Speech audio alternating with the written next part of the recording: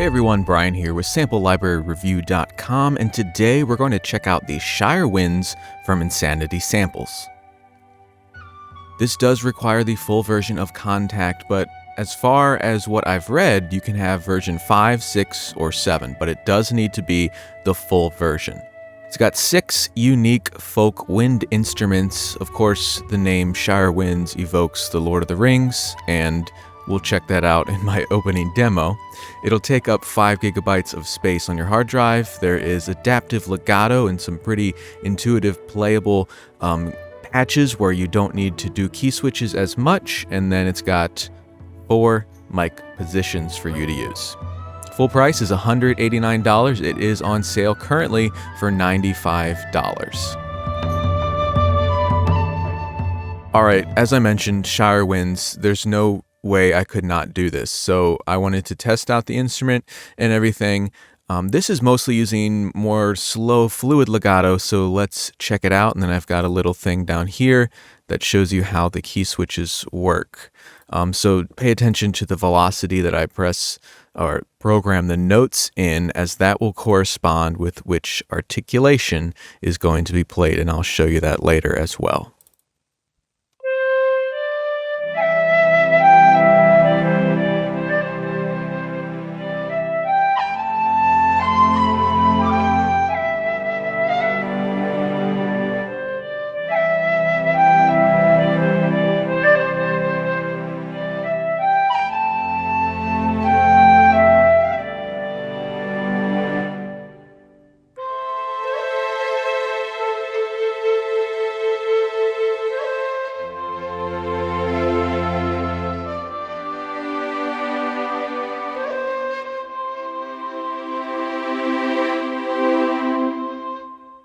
So that was the high Irish whistle along with the low Irish whistle. And now I'll show you a little bit about the key switches or the different articulations here. So you could see there in the little demo, I'm doing different velocities programmed in. It'll trigger a different note or different articulation. But to really see that in use, we can look here and see the high velocities, and I'll show you how that corresponds to the interface. So we can load up any one of these articulations, and then this down here will allow you to adjust when that note is going to be triggered. So as you can see, if I want slides only on the lowest velocity, say 0 to 14, you can load that up, and then you can see exactly here. So expressive longs, if I don't want that to trigger along with the slides, adjust it up to, 14, 15, 16 there. So let's check that out here. You'll hear the short notes triggered at the top, and then the longer notes and marcatos and whole tone and semitone grace notes are also there.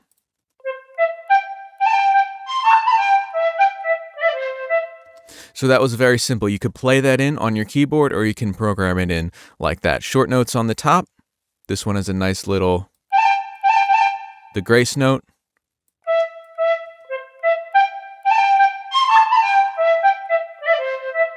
So pretty cool stuff there. Now let's go in and check it out more in depth. So let's go in real quick and just listen to the mic positions as well on this little clip. So we have room, 3 different mics that are more close mics, ribbon, condenser, and a pencil microphone. You can definitely hear different characteristics from each of those microphones as well. Right now on the room, and I'm going to go through them.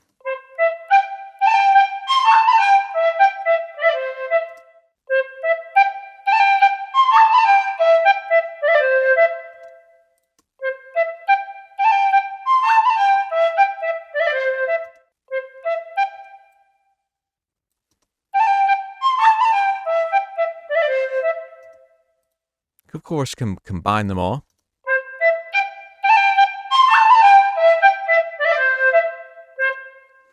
All right, let's go in and check out the different instruments here.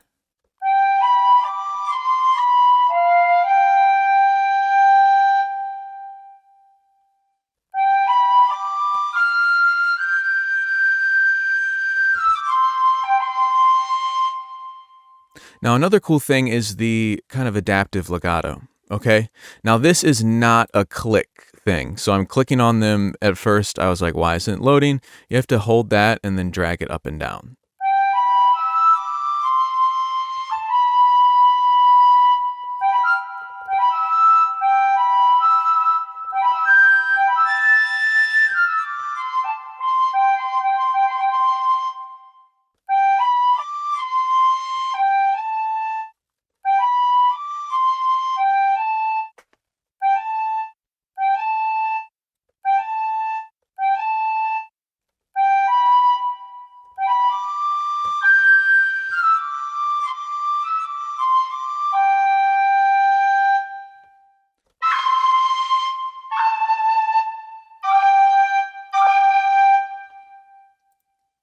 You could choose between whole tone and semitone for the grace notes, or you can also lock it to your scale. So if I have C major, A minor, depending on what I play, it's going to either be a semitone or a whole tone. You can also just turn it off and load them in individually.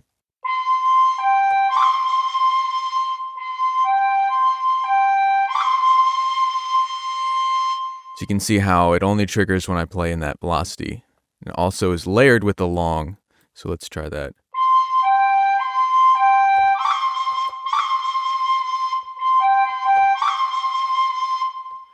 All right, there's also a infinite note holding there. You could hear how I held that out and it just kind of cut off.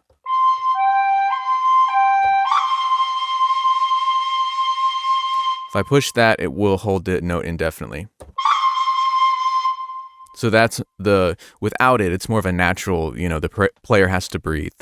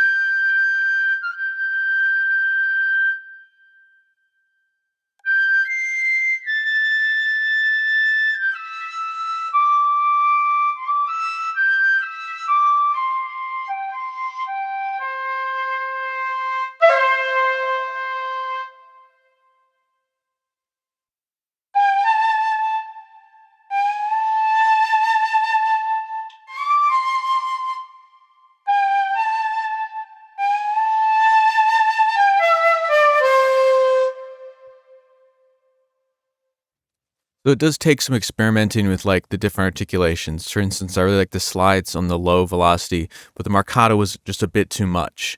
Okay, so you notice we do have dynamics, but you will have to adjust things a bit more. For instance, check this out where I go here and then down to there. Just the note attack was too strong. So of course you can also adjust expression and stuff like that. But I had the full mod wheel all the way up here for this transition. And then when it hit that, I needed to bring it back down. So if I had it not doing that, it would be like this.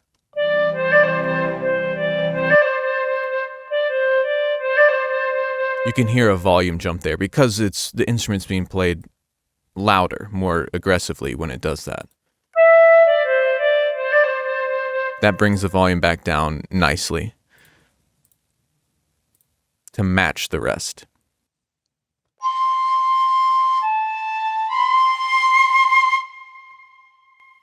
Another thing is you can also overlap articulations, and you'll hear like a sort of an ensemble effect. So that's another thing to keep in mind. I noticed this as I'm playing this and writing that, programming it in, that little demo. You will have to make sure that not all articulations are loaded. Maybe have another instance. You can also unload them very easily. So you load them in with the red key, unload it with the green key. I'm not the biggest fan of that workflow, to be honest. I do like the library, but that's just something that came to my mind as I was playing with this. So something to keep in mind as well. If you don't unload things and they are overlapping, for instance, in the velocity dynamic range here, they'll trigger both of them. So you can hear short notes and long notes there. So you can stack them easily. That might be nice for some people, but you can also hear sort of an ensemble effect. It's not a solo instrument anymore.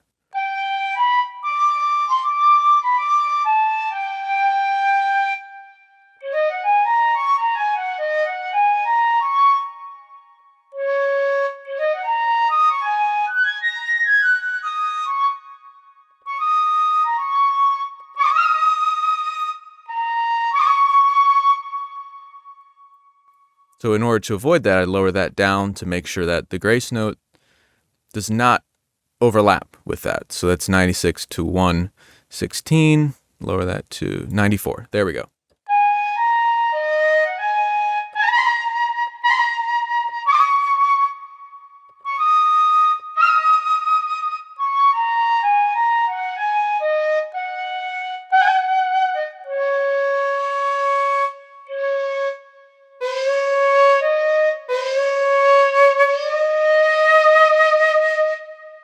Overall, I do really like this sound. So when you hear me have little quirks like that, overall, I would definitely recommend this library. And you hear it here for yourself. It's got a really nice sound.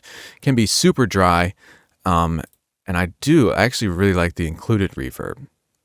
So I think it's pretty flexible as well. Finally, let's check out the ancient recorders.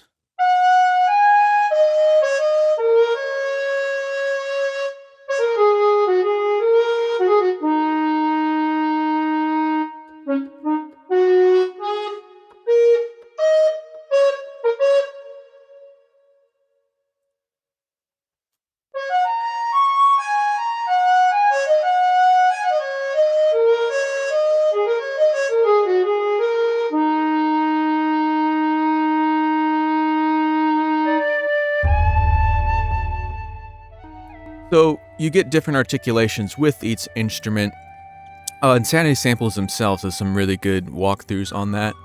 On this library, I mean. I just wanted to show you, real quick what it sounds like right out of the box, and also the different articulations and mic mixes. Overall, I do really like it.